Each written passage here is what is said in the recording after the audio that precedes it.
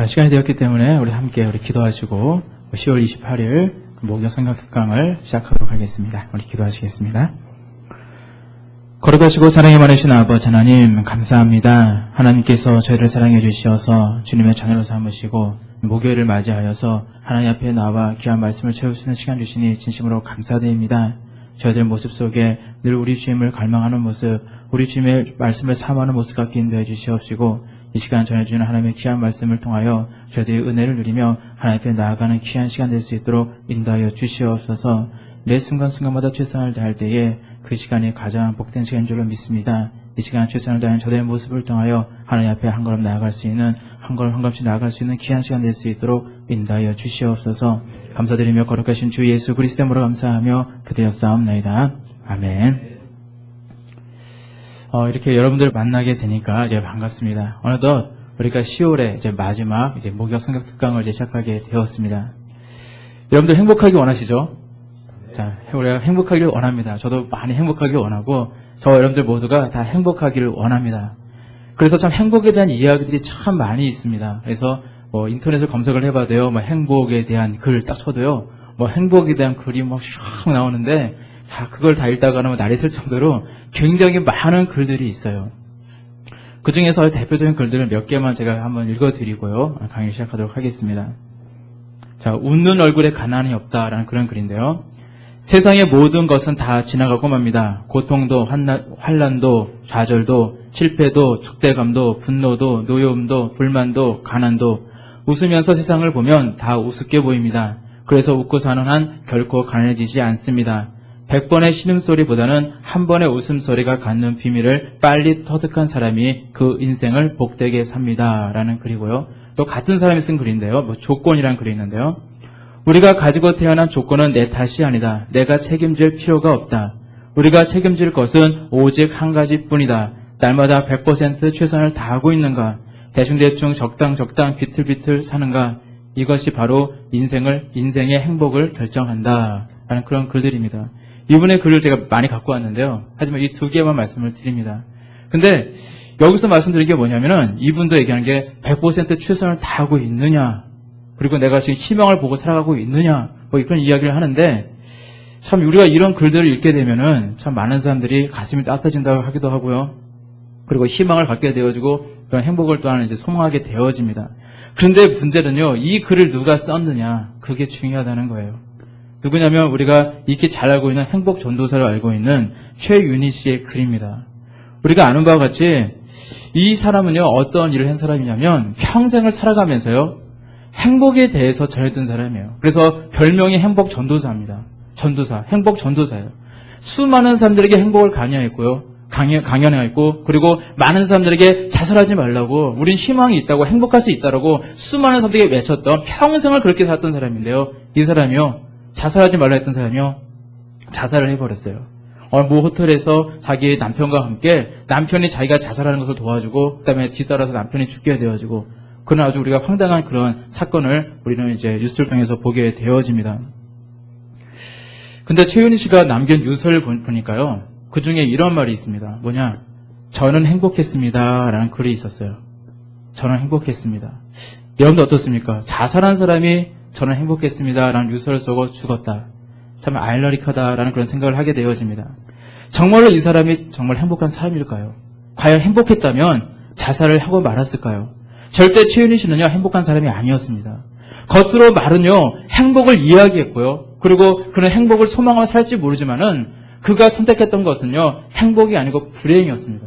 지금 이 사람은 뭐 하고 있을까요? 지금은요, 영원히 타오르는 그 지옥불에서 고통하고 실험하고 그는 있다는 거예요. 그것도 영원토록 그 고통 속에 있게 되어지는 그런 불행한 인생이 되어지고 말았습니다. 우리가 사람은 행복에 대해서 이야기할 수는 있어요. 하지만 행복에 대해서 떠들 수는 있지만 절대 사람에게 행복을 줄 수는 없습니다. 입으로는 행복을 떠들어도 본인 자신은 불행하다고 느끼면서 스스로 목숨을 끊게 되어지는 것이 연약한 인생의 모습이지 아닌가라는 그런 생각을 하게 되어집니다. 이 최윤희 씨가 자살했다는 그 글을 읽고 저도 이제 그 밑에 이제 글들을 그 댓글을 다룬 것을 많이 보게 되어졌는데, 그 중에 한 분이 이런 글을 이제 적었더라고요. 어떤 글이냐면, 그분은요, 그 자신이요, 그동안 살아가면서 참 어렵고 힘들고 정말 우울해지고 자살하고 싶은 그런 충동을 많이 느끼며 살았대요. 그런데 그러면서도 이 최은희 씨의 이제 글을 읽게 되어졌고 또 그분의 이제 강의를 딱 듣게 되어지면서 야, 그래 힘을 내자. 나도 소망을 갖자. 그리고 희망을 가지고 열심히 살아가고 있는데 이렇게 허무하게 죽어버리는, 자살해버리는 이 최은희 씨를 보게 되면서 그렇게 허무하게 죽어버리면 앞으로 자신이 어떻게 살라고 그렇게 죽었냐 하면서 그렇게 글을 아주 애절절절한 그런 글을 적어놓은 것을 이제 보게 되었습니다. 우리는요, 사람을 통해서 또는 그 사람의 글을 통해서 희망을 발견하기도 하지만요, 그것이 절대적인 것은 될 수가 없습니다. 우리가 익히 아는 바와 같죠. 어떤 사람이 우상이 되어지고 그 사람을 바라보고 산다면 그것 또한 잘못된다는 것을 우리가 잘 알고 있지 않습니까? 여러분들에게 혹시 그 행복을 느끼게 하는 그런 사람이 옆 주변에 있습니까? 그런 소중한 분이 아마 있을 거예요. 저도 이제 집에 가게 되어지면 저희 아이들이 두 아이들인데 한 아이들이 9살, 8살입니다. 근데 둘째가 좀 나이에 비해서 좀 어려요. 12월생이라서 그런지 되게 어립니다. 근데 이제 첫애는 제가 집에 딱 들어가면은 아빠 들어오셨어요? 하고 인사 딱 하고요. 쏙 들어가 버려요. 근데 둘째는요, 어떡하냐? 아빠! 하면서 막 뛰어가서 탁 안깁니다. 한 10번 중에 5번은 그러는 것 같아요. 그러면 제 마음속에 어떤 생각이 드냐면, 야, 나도 열심히 살아야겠다. 나에게 이런 아들들이 있고, 참 나를 이렇게 사랑하는 아들이 있는데, 열심히 살아야겠다라는 그런 생각을 하게 되어집니다. 아마 저뿐만이 아니라 여러분들 다 그런 소중한 분들이 있을 거예요.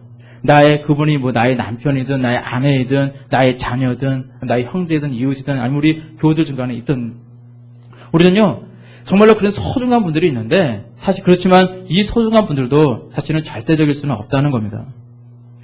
하나님이 주시는 은혜 가운데 그 만남이잖아요. 하나님이 내게 은혜 주셔서 만남이잖아요. 축복이잖아요. 그렇기 때문에 정말로 귀하고 소중한 분은 맞지만은 그 사람이 우상이 되어지고 목적이 되어지고 산다면은 그것은요, 우리 하나님의 마음을 참 섭섭하게 드리는 그런 길이다라는 것입니다.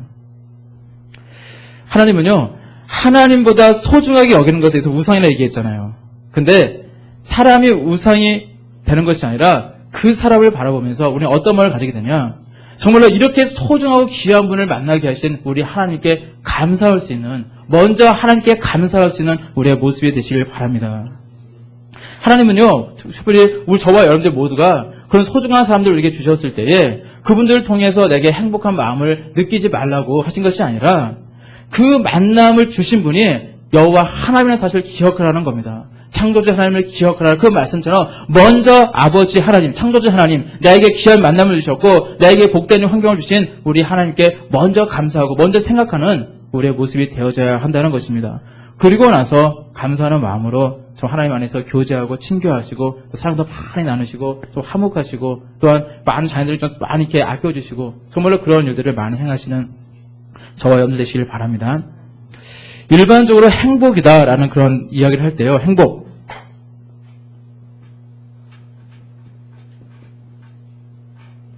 자, 행복이라는 말을 할 때 이게 사전을 찾아보니까 어떻게 기록이 되어 있냐면요, 생활 가운데 어떤 충분한 만족과 충분한 기쁨을 느끼는 흐뭇한 상태, 이게 정의예요. 충분한 만족, 충분한, 아까 뭐라고 그랬죠? 네, 기쁨. 자, 이 두 가지 말이 좀 중요합니다. 충분한 만족, 그러니까 충분한 기쁨을 느끼고 있는, 그러면 뭐 흐뭇한 상태, 그런 흐뭇한 상태도 적어놓죠.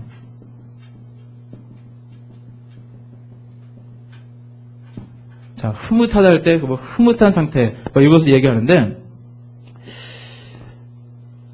자, 근데 이 말이 어떻습니까, 여러분들?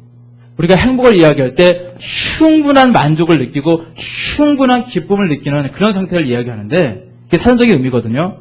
그런데 우리가 이 말 가운데 충분하다라는 그 말이 좀 정의하기가 참 힘든 것 같아요. 충분하다. 어떤 게 과연 충분한 걸까요? 참 그 기준이 애매한 것 같아요. 내가 얼마만큼 만족해야 내가 충분한 만족이 되는 것이고 내가 얼마만큼 기쁨을 가져야지 충분한 기쁨이 되어질 수 있을까요? 그것에 대해서는 정의를 내릴 수가 없습니다. 왜냐하면요, 내가 아무리 만족하고요, 이 땅을 살아가면서 아무리 기쁨을 누려도요, 우리 마음을 사실 다 채워줄 수 있는 것은 없는 거예요. 우리가 이것을 가르쳐서 우리가 흔히 얘기할 때 뭘 얘기하냐? 왜 이런 마음을 갖느냐 할 때 서로에게 비교의식이 있다. 그런 얘기를 합니다. 그 비교의식은 우리가 가지고 있는 욕심에서 시작되는 것인데 한번 성경 말씀 한번 볼까요? 고린도 후서 10장 12절 말씀. 위임을 보시면요. 거기에 그대로 다 기록이 되어 있습니다. 그러니까 보시고 같이 읽으시면 됩니다. 고린도 후서 10장 12절 말씀 함께 읽겠습니다. 시작. 우리가 어떤 자기를 칭찬하는 자로 더불어 감히 짝하여 비교할 수 없노라. 그러나 저희가 자기로서 자기를 헤아리고 자기로서 자기를 비교하니 지혜가 없도다. 아멘. 어떤 비교하는 것에 대해서 지혜가 없다라고 이렇게 말씀하고 있는 그런 모습을 보게 되어집니다. 우리에게는요, 서로를 이렇게 비교하는 비교의식이 있어요. 그래서 이 비교의식이 있기 때문에 어떤 만족감, 어떤 기쁨 이런 것은요, 절대적인 것이 될 수가 없고 상대적일 수밖에 없어요. 조금 내가 갖게 되어지면요, 옆 사람과 비교를 합니다. 비교하면서, 야, 내가 저 사람보다 더 많이 가져야 되는데. 그런 인간의 욕심이 우리에게 늘 있게 되어진다는 거예요. 그래서 조금 더 하면서 많은 것, 더 높은 것을 추구하고 더 많은 것을 추구하고 있는 것이 또 오늘날 우리의 모습입니다.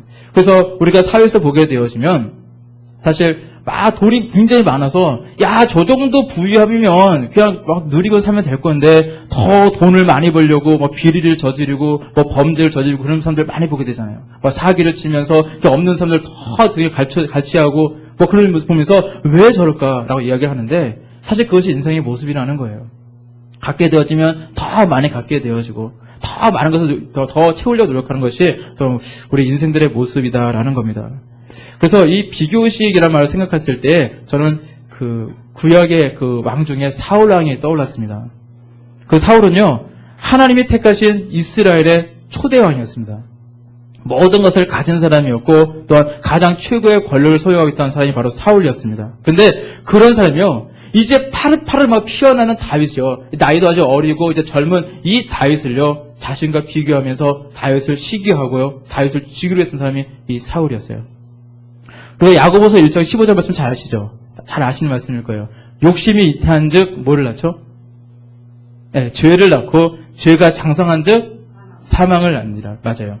그러니까 욕심이 잉태해서요, 죄를 낳고요, 이 죄가 장성해서 사망을 낳는다라고 말씀하고 있는데 바로 이 대표적인 인물이 누구냐? 사울 왕이다라는 생각이 듭니다. 사무엘상 18장 7절에서 9절 말씀 다시 읽어보겠습니다. 사무엘상 18장 7절에서 9절 말씀 읽습니다. 시작. 여인들이 뛰돌며 창하하여 가로되 사울의 죽인 자는 천천히요 다윗은 만만이로다 한지라. 사울이 이 말에 불쾌하여 심히 노하여 가로되 다윗에게는 만만을 돌리고 내게는 천천만 돌리니 그에 더 얻을 것이 나라밖에 무엇이냐 하고 그날 후로 사울이 다윗을 주목하였더라. 자, 사울이요, 조금만 더 넓은 마음을 가지고 조금만 더 너그럽게 봐주고 다윗을 높여줬다면 어떻게 되었을까라는 생각을 하게 되어져요. 다윗도 잘 되어지고 또 사울도 잘 되어지는, 서로가 승승하게 되어지는 아마 그런 모습이 되지 않았을까라는 생각을 하게 되어집니다. 더욱더 부강한 이스라엘을 만들 수 있었고 더욱더 하나님의 축복 가운데 거할 수 있었을 것인데 그들은요, 그 사울의 모습을 보게 되어지면 브레셋과의 그 목숨과 그 전투에서 브레셋을 쳐부시고 돌아오는 그 다윗에게 야 잘했다라고 이렇게 격려하지 못할 만정 그를요 자신과 비교하면서 그를 시기하면서 그런 평생을 보내게 되어집니다. 그놈의 그런 욕심 때문에 하나님께서 자기 주신 게 굉장히 많잖아요. 왕으로서 자기 주신 그런 권력도 있고 부귀도 있고요. 그 음식도 얼마나 맛있는 음식이 많이 있을 거예요. 자기의 복된 자녀도 주었고 정말로 많은 그 백성들 충성하는 그 신하들을 주었고 참으로 자기의 가진 것이 많고 복된 것이 많은데요. 그 비교의식, 그 욕심 때문에요. 그런 것을 누리고 살아야 되는데 그런 것을 누리고 사는 것이 아니라 평생을 살아가면서 시기와 질투 속에 살았던 인물이 바로 사울 왕이라는 겁니다. 얼마나 어리석은 사람입니까? 저는요, 우리 도리교회 안에서도 정말 절대 이런 비교의식은 금물입니다. 그렇게 생각을 해요. 왜냐하면은 지금도 막 그 기미가 보이지 않습니까? 참 많이 보이거든요. 하나님께서 우리 도리교회 그 성도들의 그 가정을 막 축복하시는 모습이 많이 보여지게 되어집니다. 이것이 괜히 축복하시는 것이 아니라 우리 교회가요, 점점 성장하는 과정 중에 하나님께서는요, 한 사람 한 사람의 그 일꾼들을 세우시기 위해서 축복을 하시거든요. 물론 본인이 그것을 깨닫고 막 열심히 기도하시고 열심히 노력하는 그 모습이 있기 때문에 다 그런 것이 부합이 되기 때문에 축복하시겠지만은 또 넓게 볼 때는 우리 도리교회 안에서 이 도리의 비전을 이루어 가시기 위해서 수많은 일꾼들을 세우시기 위해서 하나님께서는요, 지금도 축복하시고 후에도 많이 축복하실 겁니다. 그런데 우리가 중요한 것은 무엇이냐? 몇 분이요, 기도응답을 받았어요. 막 축복을 받습니다. 막 땅을 샀어요. 건물을 샀어요. 뭔가 사업이 확장되어져 가요. 그럼요, 그것을 보면서 걔는 시기하고 질투하는 모습이 단다면 사울왕과 별반 다를 것이 없다는 겁니다. 그럴 때 우리의 모습은 어떻게 되냐? 정말로 위에서 막 기도해주고 잘 됐다고 옆에서 막 격려해주고 함께 기뻐해주는 그런 모습이 우리에게 있어야 된다는 겁니다. 서로가 우리가 그런 모습이 있을 때에 하나님께서는요, 나의 모든 그런 삶도, 나의 모든 기업도 축복해 주시는 그 은혜가 있게 될 줄로 믿습니다. 평생을 시기하고 질투하며 살아갈 것인가? 아니면 하나님께 주신 그 복과 하나님 주신 그 놀라우신 그 은혜를 누리며 살아갈 것인가? 그것은요, 나의 마음이 어떤 모습, 나의 믿음이 어떤 모습으로 있느냐에 달려있다라는 것입니다. 우리가 참 옆에 분이 잘 되어질 때 우리가 사실 막 이렇게 동기부여가 되잖아요. 와, 저번에 기도응답 받았대. 야, 그러면 시기 질투하는 것이 아니라, 야, 내가 더 열심히 기도해야겠다. 야, 나도 이제 응답 받아야겠다. 아, 저번에 응답 받았는데 나는 응답 못 받을 게 뭐가 있어. 그러면서 열심히 기도하고 하다 보면 서로가 선의 경쟁이 되어서 서로가 잘 되어지고 서로가 하나님의 복과 의를 누리는 저와 여러분들의 귀한 모습이 될 줄로 믿습니다. 그 20세기에 유명한 그 무신론자가 있어요. 20세기 유명한 무신론 중에서 그 러셀이라는 사람이 있습니다. 이름은 이제 버틀랜드 러셀이라는 사람인데 그 사람은 참 많은 그런 저술을 했던 사람이에요. 그래서 그 사람이 이제 58세가 되었을 때 어떤 이제 글을 이제 책을 쓰냐면은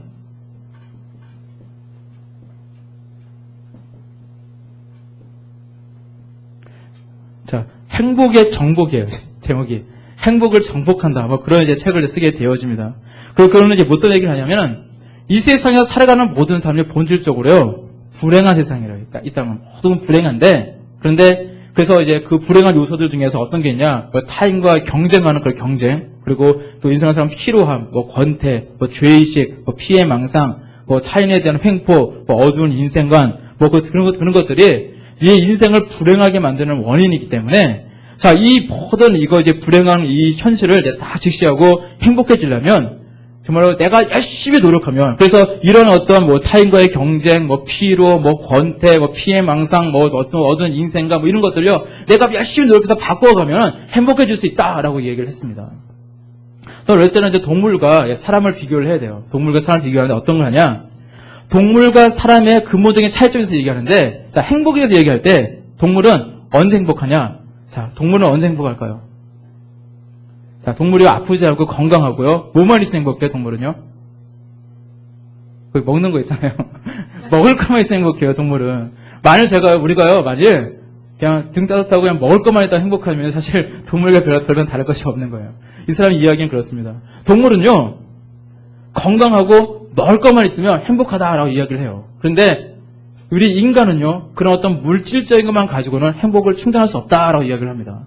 그래서 인간은 그 정신적인 열정, 그리고 지적인 만족, 두 가지예요. 그러니까 정신적인 어떤 열정, 정신적인 것과 지적인 것들, 그런 것들이요, 다 충족이 되어질 때에, 그리고 또 그것을 가지고 나만 생각하는 것에 타인을 배려하고, 타인을 생각하고, 타인에 대한 애정을 갖고 내가 그렇게 살아갈 때에, 그때 비로소 행복을 해석할 수 있다라고 이렇게 이야기를 합니다. 자, 근데 이 사람의 이야기 가운데 여러분들 어떤 생각이 듭니까? 저는 이 사람의 이야기를 들으면서 어떤 생각이 드냐면, 참 역사상 최고의 지성인이다 얘기하는 이 러셀도 참 행복에 대해서는 참 이 정도밖에 얘기할 수가 없구나 하는 생각을 하게 되어집니다. 그의 말에 한계점이 있어요. 뭐냐? 그는요, 어떤 물질적인 것, 그리고 정신적인 것, 지성적인 것을 채우면 행복해질 수 있다라고 이야기를 하는데, 근데 그거에 대한 구체적인 것이 없어요. 그 말로 끝입니다. 구체적인 것이 없이 그냥 막연합니다. 그게 말해서 맞잖아요. 물질적인 거 채워지고 정신적인 거 채워지고 어떤 지적인 것이 채워지면 행복해질 수 있지. 누구나 생각할 수 있는 건데, 자, 그런 이야기를 하게 되어져요. 거기다가 조금 더 얘기한 거는 타인에 대해서 남을 생각하는 것이 아니라 타인을 돌보고 그런 사랑과 애정을 가지면 행복해질 수 있다. 그런 얘기를 하게 되어지지만 참 막연하다라는 생각을 하게 되어집니다. 바로 이게 충분한 만족, 충분한 기쁨. 참 이 충분한 말이 참 애매모호한 말인데 이 사람의 이야기도 사실 이거 별반 다를 것이 없어요. 그렇다면 성경에서는 어떤 이야기를 할 수 있을까? 성경에서 말씀하시는 행복이란 어떤 말씀을 하고 있을까? 이 러셀은 행복은 정복할 수 있다. 노력하면 행복해질 수 있다라고 이야기를 하는데 성경에서는 어떻게 말씀하고 있을까요? 자, 신명기 우리 33장 29절 말씀 같이 읽어보겠습니다. 신명기 33장 29절 말씀 있습니다. 시작. 이스라엘이여 너는 행복자로다. 여호와의 구원을 너와 같이 얻은 백성이 누구뇨? 그는 너를 돕는 방패시오 그의 영광의 칼이시로다. 내 대적이 내게 복종하리니 내가 그들의 높은 곳을 밟으리로다. 아멘. 자, 성경에서 말씀하고 있는 행복의 다른 점은 무엇이냐? 막연하지 않다는 거예요. 너무나도 구체적으로 말씀하고 있다는 겁니다. 자, 모세는요, 이스라엘 백성을 향해서 뭐라고 말씀했냐? 이스라엘이여 너는 행복자로다. 이미 선포하고 있는 것을 보게 되어져요. 행복을 위해서 열심히 노력해라. 열심히 분투하고 노력하면 너는 행복을 전복할 수 있단다. 라고 얘기하는 것이 아니라 너희들은 이미 행복자다. 너희들은 이미 행복한 사람이다. 라고 분명히 얘기하고 있습니다. 여러분들, 이건 성경 말씀이거든요. 하나님 말씀이거든요. 저와 여러분들 이미 행복자인 줄 믿으시길 바랍니다. 우리 행복자예요. 행복한 사람들입니다. 그래서 행복하기 위해서 노력하는 사람과 이미 나는 행복한 사람이다. 이미 난 행복자다. 라고 이야기하는 사람은요. 근본적으로 다른 것입니다. 우리가 행복을 이야기할 때에 이제 크게 두 가지 이야기할 수가 있어요. 자, 한번 얘기하면요. 이 어떤 행복의 정복에 대한 글을 썼던 것을 뭐 거짓된 행복이다 얘기한다면 자, 그러면 다른 건 뭘까요? 두 가지가 있으니까. 자, 거짓된 행복의 반대말은 뭘까요? 아, 맞아요. 참 행복. 그렇게 얘기할 수 있을 것 같아요. 어디 있는 말은 아니지만요. 자, 참 행복을 얘기할 수 있을 것 같아요. 그래서 거짓된 행복 그리고 참 행복 두 가지를 얘기할 수 있는 것 같은데요. 자, 우리가 거짓된 행복을 먼저 말씀드린다면 우리가 행복의 정복이라는 그 말처럼 우리가 노력하면 행복해질 수 있다. 그 말 자체가 사실 잘못됐다는 이야기입니다. 정말 이 말은요. 사실 우리 인생이라는 것이 언제 그 바람 앞에서 그 흔들리면서 꺼질지 모르는 그 등불과 같이 사실 불안할 수밖에 없는 행복이라고 얘기하지만 정말로 언제 그 행복이 바뀌어질지 모르는 그런 거짓된 행복을 사람들은 사실 많은 그런 불신자들이 그것을 추구하고 살아가고 있습니다. 그래서 물질적인 것, 정신적인 것, 지적인 것을 내가 충족하면은 행복해질 수 있다라는 그런 이야기. 그것을 우리가 거짓 행복이라고 이야기할 수 있어요. 예로요, 내가 돈을 많이 벌어서 행복합니다. 이야기하는 것.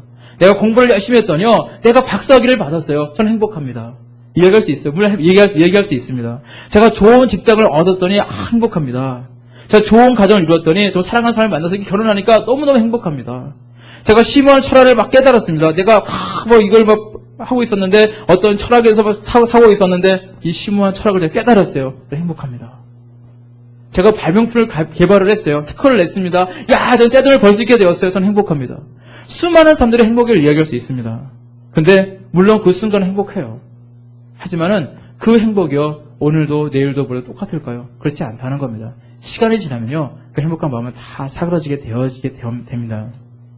그래서 우리가 인간의 노력해서 쟁취하는 행복에 대해서는 불안한 행복이다라고 이야기를 하는 거예요. 왜냐하면요, 언젠가는 그 행복이라는 마음이요, 사라질 수밖에 없기 때문에 그렇습니다. 어떤 그 시골 총각과요, 처녀가 결혼을 하게 되었습니다. 결혼하기 전에 연애를 하게 되었어요. 결혼을 약속하고 이제 연애를 하게 되었습니다. 서로가 가난했던 그 시골에서 살기 때문에 기준간 다이아몬드 같은 그런 건 하지 못하지만은 이제 서로 꽃반지를 끼워주면서 서로가 사랑한다고 서로 이야기를 하고 이제 우리가 평생을 이제 우리가 이렇게 예쁘게 알콩달콩 살자라고 이야기하면서 행복을 꿈꾸며 살아가는 그런 이제 시골 총각과 처녀가 있었어요. 근데 어느 날 이 아가씨가 이 처녀가요 이 총각에게 헤어지자라고 통보를 한 겁니다. 이제 헤어지십시다. 왜 그러냐면 그 총각이요, 머리가 없어요. 머리가 하나도 없어요. 대머리거든요. 그러니까 이 대머리가 창피하다고, 도저히 안 되겠다고, 당신의 마음도 착하고 좋은데, 이 대머리인 거 참을 수가 없다고 하면서 이제 헤어지자라고 해서 이제 눈물을 머금고 이 총각이 이제 그 처녀와 이제 헤어지게 되었습니다. 그래서 가슴이 아팠던 이 시기에 또 자기를 정말로 좋아하는 그런 이제 또 처녀가 있어서 그분과 또 이제 함께 교제하다가 또 서로가 사랑하게 되었고, 그래서 이 총각은요, 이제 얼마 후에 이제 결혼하게 되었어요. 그리고 몇 해가 지났습니다. 몇 해가 딱 지났는데, 이제 이 자기가 옛날에 첫사랑, 이 처녀가 이제 결혼한다는 소식을 듣게 되었어요. 정말 가기 싫었지만, 하지만 또 이제 아는 사이였고, 그리고 과거의 그 첫사랑이었기 때문에 그것을 잊지 못해서 이 아저씨 저희 총각이 아니라 이제 아저씨가 이제 이 처녀를 이제 보기 위해서 결혼식을 참석하기 위해서 이제 가게 되었어요. 자, 그런데 이 아저씨, 이 총각이 과거의 총각이었던 이 사람이요, 이 결혼식에 참석하고 나서 아주 기가 막힌 장면을 목격하게 되어집니다. 뭐냐? 이 처녀가 결혼한 사람이 보니까요, 대머리인 거예요. 분명히 자기랑은 결혼할 땐 대머리라고 헤어졌는데 이 결혼 막상 보니까 이 사람이 대머리인 겁니다. 결혼할 사람이. 단지 다른 점이 뭐냐? 자기는 돈이 없었지만 이 사람은 재벌인 거예요. 그 차이가 있었다는 거예요.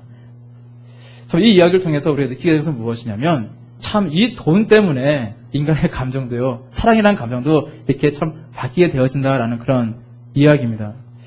우리가 인생과 얘기할 때 행복이라는 그 조건은요, 사실은 수시로 많이 바뀌게 되어져요. 인간적인 행복은 사실 불완전하고 계속해서 똑같이 지속할 수 없다는 것, 그것은 우리가 이렇게 잘 아는 바입니다. 그러나 모세가 이야기하는 행복, 성경 속에서 말씀하는 행복은요, 이런 종류의 인간적인 행복이 아닙니다. 바로 우리 아버지 하나님께서 보장하시고 축복하신 행복이라는 거예요. 이 행복은 우리 인생이요, 노력해서 행복을 정복하려 노력해서 정복하는 그런 행복이 아니라 우리 하나님께서는요, 아무런 자격도 없고 공로도 없는 저와 여러분들에게 그냥 거저 주신 거예요. 은혜로 주신 그런 행복이다라는 겁니다. 우리 신명기 33장 29절 말씀 제가 다시 읽어드리면요, 이스라엘이여 너는 행복자르다. 여호와의 구원을 너 같이 얻은 백성이 누구뇨? 그는 너를 돕는 방패시오 너의 영원한 칼이시로다. 내 대적이 내게 복종하리니 내가 그들의 높은 곳을 밟으리로다. 말씀하고 있습니다. 모세가 백성들 향해서 너는 행복자로다라고 말할 때에 그 당시의 상황 보더라도 사실 모세는 그렇게 행복한 상태였을까라는 생각을 하게 되어져요. 40년 동안의 그 광야에서 고난을 겪었고요. 그리고 이제 모세는 힘이 없습니다. 늙었습니다. 이제 죽음을 목도하고 있는 상황이에요. 이제 곧 죽게 되는 상황 속에 있습니다. 그리고 이제 가나안 땅에 들어가게 되었는데 이 가나안 땅에 들어가기 위해서는 요단강을 건너가야 되었고 또 요단강을 건너가야 되었지만 그 가나안 7족속이 있거든요. 아주 거대한 그런 아주 싸움만 잘하는 그런 민족들 7족속이 거주하고 있는데 그 민족들과 싸워서 전쟁을 치러야 되고 승리해야만 그 가나안 땅을 쟁취할 수가 있습니다. 그런 상황 속에서요. 모세는 이야기를 해요. 이스라엘이여 너는 행복자로다. 어떤 환경 때문에 어떤 상황 때문에 내가 행복자라는 것, 우리가 행복한 삶이라는 것이 바뀌어지는 것이 아니라는 겁니다. 왜냐하면은 왜 행복자로 선포하고 있냐면은 바로 그 다음 말씀이 중요해요. 여호와의 너는 행복자로다. 여호와의 구원을 너 같이 얻은 백성이 누구냐? 바로 이스라엘 백성들은 여호와의 구원을 얻은 백성들이었습니다. 하나님께서 선택한 백성들이었어요. 그렇기 때문에 모세는요, 그들에게 너는 행복자로다 라고 과감하게 아주 강하게 선포하고 있는 것입니다. 이스라엘이 받은 이 행복, 특별히 이 구원이라는 것은요, 인간의 노력을 하시는 것이 아니에요. 우리 성경 말씀 쭉 보게 되시면 알겠지만은 이스라엘 백성들이 이제 노예 생활을 통해서 이제 노예로 속박되는 상황 속에서 그 그 애굽 왕의 그 바로 왕의 그 압제로부터 그들이 출애굽할 수 있었던 것. 이것은 사실 인간의 힘으로 가능했던 것이 아닙니다. 장자를 죽이는 그런 죽음의 전사로부터 이스라엘 백성들마다 다 구원을 받았거든요. 이것 또한 모두가 다 죽는 상황에서 이스라엘 백성들만 살게 되었는데 그것 또한 인간의 그런 능력을 할 수 있는 것이 아니에요. 홍해에 맡겨서 이제 죽을 수밖에 없는 상황 속에서 뒤에서 애굽 병사들이 막 쫓아오고 앞에는 홍해가 있는 그 상황 속에서 이 홍해가요 갈라져서 맨 땅을 위해 걷게 되어지는 그 일 또한 하나님의 권능에 할 수 없는 일이었습니다. 목말라서 죽을 것 같은 그 상황 속에서 반석에서 생수가 터지게 하셔서 그들을 해결하게 하셨고 또한 굶어 죽을 수밖에 없는 그 위기 속에서 만나를 40년 동안 내리셔서 그들이 그 광야 생활을 통해서 굶주리지 않고 살아갈 수 있었던 것, 그것 또한 하나님의 권능이 아니었으면 할 수 없었던 일이었습니다. 이 모든 것은요, 바로 하나님의 그 힘으로만 가능한 여호와의 그 여호와 하나님의 구원의 역사였던 것입니다. 자, 그래서 우리가 왜 이스라엘 백성들이 행복자인가에 대해서 조금 더 이제 구체적으로 말씀을 드린다면요. 그 이스라엘 백성들은요, 그 40년 광야 가운데 하나님께서 뭘 주셨냐면요. 성막을 주셨어요, 성막. 자, 전에 기억나시죠? 제가 성막 말씀 많이 드렸었는데, 성막 보면요, 여기 성막 문이 있어요. 그 다음에 여기 뭐 있죠? 번제단 있고요. 그 다음에 물두멍이 있고요. 그 다음에 뭐가 있냐? 성소가 있어요, 성소. 성소 두 개 나눠지죠? 지성소와 성소. 이렇게 나눠지는데, 자, 이렇게 이런 성막이 있어요. 근데 이스라엘 백성들은요, 어떻게 살아가냐면은, 그들이 광야 생활 가운데, 그들이 이동할 때는 이동하는 경로가 있어요. 먼저 하나님의 법궤가 맨 앞에 가고 막 그런 게 있는데, 그러면서 그들이 어디에 딱 정지해서 그곳에서 숙식을 하게 되어질 때, 그때 어떻게 하냐? 이 주변으로요, 12지파들이 이 성막을 에워싸서 이렇게 진을 치게 되어집니다. 늘 그렇게 살아요. 그러고 나서요, 그들 나팔을 통해서 신호를 갖게 되어지는데, 만약에 모여라! 이러면요, 다 앞으로 모여요. 다 모여서 이곳에서 하나님의 말씀을 듣게 되어지고, 하나님의 말씀에 경청하게 되어집니다. 그러고 나서 또 이 자리가 어떤 자리냐? 하나님께 제사를 드리는 자리였어요, 제사. 하나님의 말씀을 듣는 자리였지만은, 또한 제사를 드리는 자리였어요. 그래서 자신들이 뭔가 잘못을 저질렀을 때, 죄악이 있을 때, 하나님 앞에 나와서, 하나님 앞에 번제단을 통해서 하나님께 번제를 드리면서, 그들의 모든 그런 죄악들을 속죄하는 속죄의 의식을 했던, 지금 얘기하면 예배의 자리예요. 바로 예배의 자리였습니다. 그들은요, 늘 이렇게 회막 중심, 성전, 그러니까 이 성막이라고 회막이라고 하기도 하거든요. 그래서 바로 언제나 이 회막 중심, 이 성막 중심의 인생을 살아갔고요. 삶을 살아갔고, 그들은요, 늘 하나님께 예배드리고, 하나님께 늘 말씀을 듣는 그런 것이 먼저 우선이 되어 살았던 민족들이 바로 누구냐? 바로 이스라엘 백성들이었습니다. 이스라엘 백성들은요, 하나님의 백성이에요. 하나님께서는요, 이스라엘 백성들을 하나님의 백성으로 삼아주셨고, 그들에게 이 성막을 통해서 하나님께서는 늘 이들과 동행하셨던 것을 보게 되어집니다. 자, 그래서 출애굽기 40장 36절 38절 말씀 읽어보겠습니다. 출애굽기 40장 36절에서 38절 말씀 읽습니다. 시작.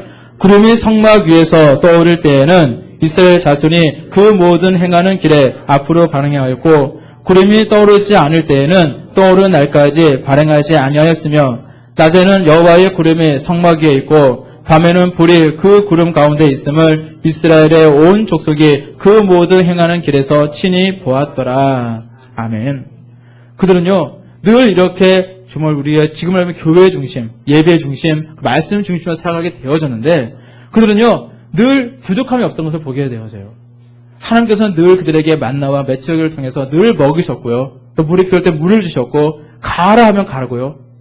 서라 하면 서고, 늘 낮에는 구름기둥으로 인도하셨고, 밤에는 불기둥으로 인도하셨고, 그리고 그들은요, 늘 내일에 대한 염려를 가지지 않고요, 늘 그 주어진 자리에서 늘 하루하루에 최선을 다해 살았던 그 이스라엘 백성들, 하나님의 백성들의 모습을 보게 되어집니다. 그들은요, 걱정 없는 삶을 살았어요. 내일 무슨 일이 있을까? 내일 무슨 일이 있고, 내가 내일 뭘 먹고 살아야 될까? 이런 걱정 없이요, 그들은요, 늘 내일 아침이 되면 당연히 하나님께서 늘 주시는 것 같이 만나를 내려주실 것이고, 늘 하나님께서 또 가게 될 때 좀 이렇게 구름기둥 다 이렇게 올라가게 해주시면, 그때 이제 출발하면 되는구나 하고 딱 모여서 출발하면 되고, 또 멈추면 같이 멈추고 또 진흙치면 되고, 하나님께서 몇 달이든 간에 뭐 명령하지 않으면 그 자리에 계속 살면 되고, 그들은요 늘 내일에 대한 걸 염려 없이 살았습니다. 그래서 마태복음 6장 34절 보니까 예수님께서 이런 아주 유명한 말씀하시죠. 읽어보겠습니다. 마태복음 6장 34절 말씀 있습니다. 시작. 그러므로 내일을 위하여 염려하지 말라. 내일은 내일 염려할 것이요 한날 괴로움은 그날에 족하니라. 아멘. 우리가 율용할 양식이라는 말 기억나시죠? 율용할 양식. 우리가 늘 고백하는 그 율용한 양식에 대해서 고백을 하는데, 하나님께서는요, 늘 하나님의 백성들, 이스라엘 백성들에게 율용할 양식을 주셨습니다. 늘 하루하루 살아갈 수 있는 그런 음식을 주셨고, 하루하루 살아갈 수 있는 그런 힘을 주셨고, 하루하루 살아갈 수 있는 그런 환경을 하나님께서 늘 주셨던 것을 보게 되어져요. 그리고 이 말씀, 마태복음 6장 33절 말씀은 괜히 있는 말씀이 아닙니다. 바로 이 하나님의 백성들의 이 삶과 우리의 연관은 되어서 우리가 생각해 볼 수가 있습니다. 예수님께서 이렇게 말씀하신 것은 바로 우리의 삶 또한 이래야 된다는 겁니다. 내일에 대해서 염려하면서 지금 머리 아파하고 그냥 불행해하고 그것 때문에 자살하고 막 그런 모습이 아니라, 지금 내 주어진 자리에서 내가 행복자다. 나는 하나님 생각하신 하나님의 백성의 사실을 내가 늘 생각하면서 주어진 자리에서 최선을 다해 살기를 원하신다는 거예요. 내가 주어진 자리에서 하나님을 사모하면서 하나님께 기도하고, 내가 주어진 자리에서 하나님께 예배드리고, 또 하나님의 말씀을 내가 묵상하고, 늘 하나님께 성전을 사모해 나가는 그런 모습, 늘 주어진 늘 봉사하고 충성하고 애쓰는 그런 모습, 그런 모습으로 살아갈 때에 우리 하나님께서 기뻐하시고, 여러분들 정말로 이스라엘 백성들을 인도하셨던 그 하나님은 또한 저와 여러분들의 삶 또한 인도해 주실 줄로 믿습니다. 이처럼 이스라엘 백성들이 하나님이 택하신 하나님의 백성이 된 것은요, 그들의 노력의 결과가 아니었던 것을 또 말씀을 드립니다.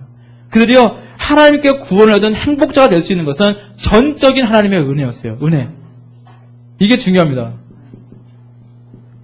우리가 뭔가 공로가 있어서, 내가 뭔가 잘한 게 있어서 내가 하나님께 구원받은 게 아니거든요. 전적인 은혜예요. 하나님께서 태초 이전부터 나를 택하셨고 나를 사랑하셨다는 사실, 그게 중요합니다. 우리 에베소서 1장 4절 말씀 읽어보겠습니다. 에베소서 1장 4절 말씀 읽습니다. 시작. 곧 창세 전에 그리스도 안에서 우리를 택하사 우리를 사랑 안에서 그 앞에 거룩하고 흠이 없게 하시려고. 아멘. 하나님께서는요, 태초 이전에 우리를 택하셨습니다. 태초 이전에, 이 세상에 창조되어지기 이전부터 우리를 택하셨고, 우리가 21세기 이곳에 있는 것이 괜히 있는 게 아니에요. 분명한 이유와 목적이 있다는 것을 기억하시길 바랍니다. 우리에게는요, 도리 비전도 있고 언약도 있고요, 우리에게는 사명도 있습니다. 그 많은 것들이 맡기셨다는 걸 기억을 해야 되는 거예요. 주어진 자리에서 최선을 다할게, 내가 그 안에서, 우리가 또한 그 안에서, 또 하나님 안에서 또한 행복자로서 살길 또한 우리 하나님께서 원하신다라는 것입니다. 그런데 이 놀라운 구원을 받은 하나님의 백성들이요, 다시 애굽의 재물을 다시 사모하고, 애굽에 먹던 그 음식을 다시 부러워하고, 정말 가나안 땅에 들어가서도 뭐 바알과 아사를 같은 그런 우상들을 섬기려고 하고, 만약 그런다면 그것은 아주 가장 어리석은 모습일 것입니다. 하나님께서 우리에게 정말 종을 주셨고, 나를 행복자로 만들어 주셨고 행복하게 살게 하셨는데, 내가요 도리어 세상 것이 좋아가지고 세상 것이 좋다고 하나님 주신 그 행복을 버리고 불행을 선택한다면 참으로 어리석다라는 그런 이야기입니다. 여러분들은 이미 행복자이십니다. 그것을 믿으시길 바랍니다. 그래서 우리가 지금 무엇이 중요하냐? 나는 행복자인데 나 행복한 것 같지 않은데요. 그런 마음이 드십니까? 그렇다면요, 그 행복을 발견하시길 바랍니다. 하나님께서는요, 이미 저와 여러분들에게 행복을 주셨어요. 그런데 우리가 그 행복을 찾으려고 노력하는 모습이 아니라 이미 행복자이기 때문에 그 행복을 누리는 그런 우리의 모습이 되어야 한다는 것입니다. 자, 그래서 우리 두 번째 이제 그 챕터를요, 저는 행복을 누리기 위해라는 그런 제목을 정해봤습니다. 우리 신명기 10장 13절 말씀 읽어보겠습니다. 신명기 10장 13절 말씀 읽습니다. 시작. 내가 오늘날 내 행복을 위하여 내게 명하는 여호와의 명령을 규례를 지킬 것이 아니냐. 아멘. 자, 여호와 하나님의 명령과 규례를 지키는 것, 이것이 바로 우리가 행복을 누리기 위해서 해야 될 일이라는 거예요. 자, 오늘 보시면서 다시 읽어드린다면요, 내가 오늘날 내 행복을 위하여 내게 명하는 여호와의 명령과 규례를 지킬 것이 아니냐 말씀하고 있습니다. 바로 내 행복을 위해서 여호와의 명령과 규례를 지키라는 거예요. 바로 여호와의 명령과 규례를 지키는 삶을 살아간다면 우리는 행복해진다라는 그런 말씀입니다. 그 말씀이 뭡니까? 바로 하나님의 말씀에 순종해야 된다라는 그런 말씀입니다. 행복을 위해서 바로 하나님의 말씀에 순종할 일이 절대적으로 필요하다라는 건 이야기입니다. 그런데 오늘날 수많은 사람들은요, 행복해지기 위해서요, 하나님께 순종하는 모습보다는요, 하나님께 순종하는 모습을 생각하게 되어져요. 교회에 매이는 것이 싫다고, 자기 편한 대로 살고 싶다고 하나님을 떠나가고요, 세상 것이 좋다고 교회를 멀리하고 하나님을 멀리하고 있는 그런 인생의 모습들이 얼마나 많이 있습니까? 저는요, 이 말씀을 주면 또 기억되는 인물이 누구냐? 아까 말씀 사울 왕을 얘기하는데 또 사울 왕이 생각이 나더라고요. 그래서 우리 사무엘상 13장 8절에서 9절 말씀 읽어보겠습니다. 사무엘상 13장 8절에서 9절 말씀 읽습니다. 시작. 사울이 사무엘에 정한 기한대로 이레를 기다리되 사무엘이 길갈로 오지 아니하며 백성이 사울에게서 흩어지는지라. 사울이 가로되 번제와 화목제물을 이리로 가져오라 하여 번제를 드렸더니. 자, 그 밑에 말씀도요, 사무엘상 13장 14절 말씀 읽겠습니다. 시작. 지금은 왕의 나라가 길지 못할 것이라. 여호와께서 왕에게 명하신 바를 왕이 지키지 아니하였으므로 여호와께서 그 마음에 맞는 사람을 구하여 그 백성의 지도자를 삼으셨느니라 하고. 자, 이 사건이 무슨 사건이냐면요, 하나님께서는요, 사울이 블레셋과의 그 전투가 임박된 상황 속에서 이제 하나님께 그 제사를 드리도록 하셨습니다. 근데 그 제사를 지내고 이제 하나님 출정할 때 늘 승리했거든요. 그런 역사를 이제 경험하면서 이 사울왕은요, 그 하나님께 제사 드리는 것, 그 사울은요, 하나님께 제사 드리는 것, 이것을요, 왜 중요하게 생각했냐면, 이 백성들이요, 힘을 막 갖게 되어지고, 우리는 하나님께 도우신다라는 것을 강조할 수 있는 어떤 하나님의 어떤 수단이 되어질 수 있었거든요. 그래서 이 사울왕은 그것에 중요시 여겼던 것을 보게 되어집니다. 그런데, 이제 블레셋과의 전투가 임박하게 되어졌는데, 추정하기 위해서, 이제 그 사무엘 선지자가 와서 하나님께 이제 제사를 드리고, 이제 그것을 바라보는 백성들은 또 힘을 얻어서 이제 함께 전쟁에 나가서 이제 멋있게 승리하는 것. 그것이 사울왕의 시나리오예요, 머릿속에. 자, 이렇게 하면 되겠다 생각하고 있었는데, 그런데 아무리 기다려도 사무엘이 오지를 않는 거예요. 사무엘 선지자가 오지를 않는 겁니다. 그러니까 백성들은요, 불안해합니다. 불안해하면서 막 동요가 일어나고, 야, 하나님께서 떠나신 것이 아닌가, 우리가 이 전쟁을 함께 하는 것이 함께 안 하는 것이 아닌가 하면서요, 막 흩어지기 시작합니다. 그러자 사울이요, 그가 어떤 범죄를 저지르냐, 하나님의 뜻에 어긋나게, 그는 끝까지 기다려야 되는데 기다리지 못하고 본인이 뭔가 그냥 제사를 드리고 있는 모습을 보게 되어져요. 이것은요, 하나님의 말씀에 대한 불순종이었습니다. 사울은요, 행복해지려고, 자기가 뭔가 좀 행복해지려고, 제가 이 싸움에서 이겨서 뭔가 내가 좀 행복해지려고, 그는요, 하나님께 불순종하는 길을 택했던 것을 보게 되어져요. 근데 이 일로 인해서, 이 사건으로 인해서 사울은요, 크게 책망받았고, 그 나라가 다른 사람에게로, 이제 다윗 왕에게 넘어가게 되어지는데, 그런 결과를 낳게 되어졌다는 것입니다. 그는 자신의 행복을 위해서 하나님에 대한 불순종을 택했지만, 그것은 결국 그에게 불행만을 가져다 주었다는 거예요. 우리가 이 사건을 통해서 우리는 깨닫는 것이 많이 있습니다. 나의 모습 가운데 이런 것이 있지 않은가? 내가 하나님께 늘 순종하는 모습 살아야 되는데, 내가 철저하게 하나님께 예배 중심, 내가 말씀 중심, 좀 하나님 중심으로 살아가는 우리의 인생이 되어져야 되는데, 하나님께서 나에게 뭔가 말씀하셨을 때 그 말씀에 아멘하며 늘 순종하는 모습, 어떤 상황과 환경을 바라보는 것이 아니라 오직 우리 하나님을 바라보고 나아가는 그런 모습이 우리에게 있어야 될 것인데, 잠시의 행복을 위해서, 뭔가 자기의 만족을 위해서 하나님을 배반하고 불순종하고 있는 그런 모습이 혹시 나의 모습은 아닌가라는 그런 생각을 해보게 되어집니다. 그에 반해 다윗의 모습은 어떻습니까? 그는요, 자신을 죽이려 쫓아다니는 그 사울을요, 죽일 수 있는 기회가 있었거든요. 몇 번 있었거든요. 죽일 수 있었습니다. 그냥 명령을 하면 그 자리에서 찔러 죽이면 되는 상황이었어요. 그런데 그렇게 단칼에 죽이게 되어지면 이제 그는요, 불행 끝, 행복시작이 될 수도 있었어요.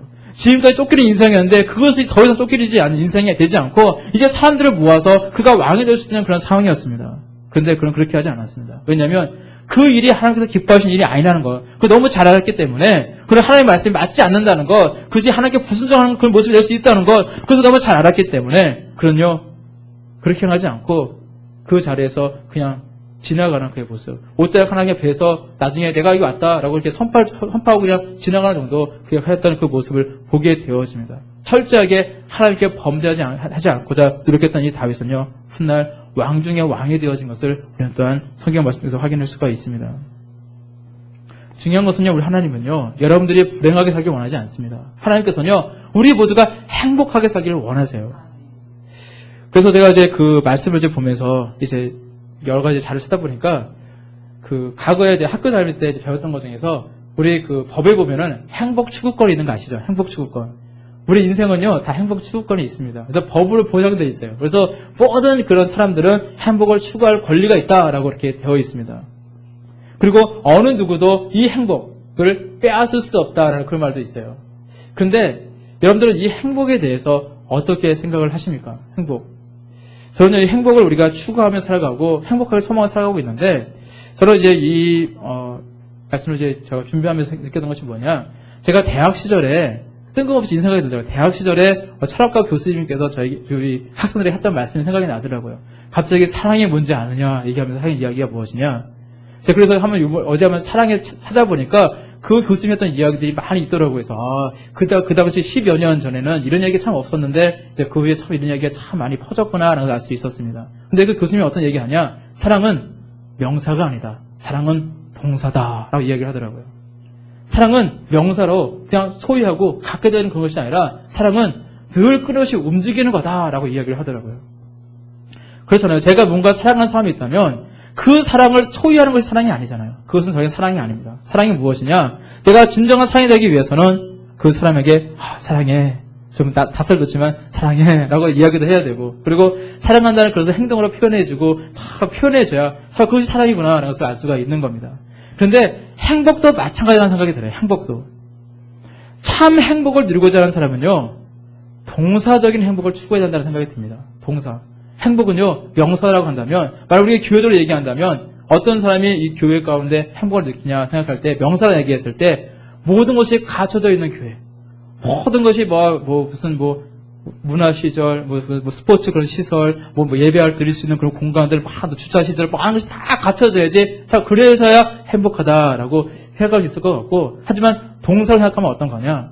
그 과정이 중요하다는 겁니다. 움직이는 거잖아요. 정말로 내가 내 안에 있는 행복을 누리기 위해서 움직이는 그 모습. 우리가 교회에 와서도요, 우리 설교 주신 이 모든 비전과 언약을 주셨는데, 이 비전을 누리기 위해서 내가 기도하고 하나님께 막 부르짖는 그 모습. 그리고 또한 교회에 나와서 수요일이든 내가 봉사하는 그런 환경이 있을 때에 하나님께 정말로 수고하고 애쓰는 그런 모습. 내가 하나님 앞에 나와 흘리는 그 눈물과 그 땀방울 가운데 행복을 느끼게 되는 거구나 라는 그 생각을 하게 되어집니다. 이스라엘 백성들이 그랬던 것처럼 바로 나도, 저와 여러분들도요, 늘 성경 중심, 말씀 중심, 예배 중심을 살아갈 때에 내가 늘 주어질에서 수고하고 애쓰면서 내가 하나님 앞에 나와서 내가 정말 그 행복을 누리기 위해서 내가 땀방울을 흘리면서 기도의 눈물 한 방울을 내가 흘릴 때에 우리 또한 귀한 행복의 열매들이 가득가득 넘치게 될 줄로 믿습니다. 하나님은요, 우리가 힘들어하라고 우리에게 말씀을 주시고 명령하는 것이 아닙니다. 바로 우리가 행복해지라고 우리에게 말씀하시고 명령해 주시는 겁니다. 하나님께서 우리에게 귀한 걸 주셨잖아요. 귀한 언약을 주셨잖아요. 우리에게 도리, 비전과 언약을 주셨습니다. 이것 또한 하나님의 뜻에 순종할 때에 우리는 또 이 안에서 하나님 이미 주신 이 행복을 누리며 더 깊은 가운데 살아가는 우리의 모습이 될 줄로 믿습니다. 그 한나 휘톨 스미스라는 분의 책이 있어요. 굉장히 유명한 책인데 그 책 가운데 이제 이런 글이 있습니다. 당신의 몫은 자신을 내맡기는 것이고 주님의 몫은 일하시는 것입니다. 라는 말이 있습니다. 우리의 몫은 무엇이냐? 하나님께 내맡기는 거예요. 주어진 자리에서 늘 최선을 다하는 모습을 갖는 것이고, 그러면 주님의 몫은 무엇이냐? 일하시는 겁니다. 우리가 그런 믿음을 가져야 될 줄로 믿습니다. 하나님은요, 이미 우리에게 그 말씀에 순종할 그 능력을 우리에게 주셨습니다. 그리고 행복하길 원하시는 하나님은요, 우리에게 행복을 누리며 살아갈 수 있는 그 능력을 우리에게 주셨다는 거예요. 중요한 것은 내가 하나님을 찾지 못하고 하나님의 말씀에 순종하지 못하고 내가 하나님께 불순종하는 모습을 인해서 우리가 행복을 누리지 못하는 그런 삶이 되어진다라는 것입니다. 하나님은요, 우리가 행복하기를 원하십니다. 그리고 행복자로 이미 삼아주신 하나님은요, 이 땅에서 우리가 행복하게 살기를 원하시고요. 또한 우리가 영원한 행복한 곳이 있잖아요. 영원한 본향에서 참 행복을 준비하고 계신 분이 우리의 하나님인 줄로 믿습니다. 우리에게 그런 소망이 있을 줄로 믿습니다. 시간이 많이 되었기 때문에 제가 이제 영상을 하나 준비를 했거든요. 그래서 간단한 영상, 5분짜리 영상인데, 자, 이 영상을 이제 보고요. 그러고 나서 오늘 강의를 마치도록 하겠습니다.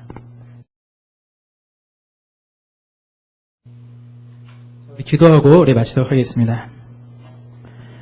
거룩하시고 사랑이 많으신 아버지 하나님, 감사합니다. 하나님께서 정말 저희를 사랑해 주시어서 태초 이전부터 주님의 자녀로 삼아주시고 이렇게 우리 주님 앞에 나와서 늘 주님께 나와 말씀을 사모하며 기도를 사모하며 예배를 사모하며 우리 주님을 사모하며 나아갈 수 있도록 인도해 주시니 진심으로 감사드립니다.